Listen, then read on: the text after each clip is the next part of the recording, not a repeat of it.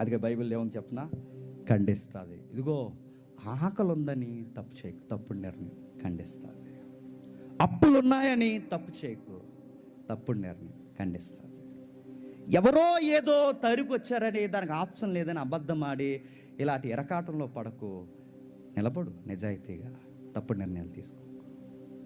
వాక్యము ఉపదేశిస్తుంది, నెక్స్ట్ వాక్యము ఖండిస్తుంది, నెక్స్ట్ తప్పు దిద్దుతుంది.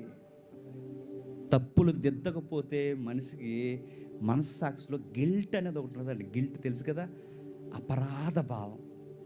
ఆ అపరాధ భావం ఎంతవరకు తీసుకెళ్ళిపోతుందంటే అలా తినేస్తుంటుంది మనిషిని.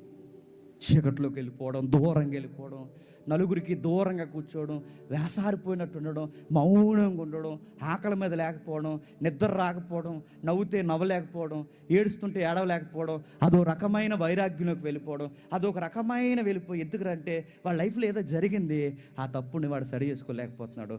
దానికి ఏమైపోతాడంటే ఇక ఏమి దాన్ని భరించలేక, ఆ డిప్రెషన్ భరించలేక వాడికి తీయగా సొల్యూషన్ ఒకటి అనిపిస్తుంది, చచ్చిపోదాం అనిపిస్తుంది.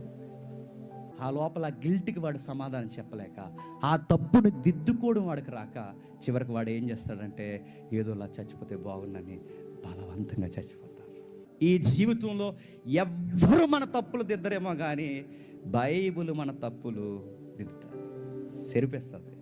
చెరిపేసి ఒక కొత్త లైన్స్ మనకు రాస్తుంది.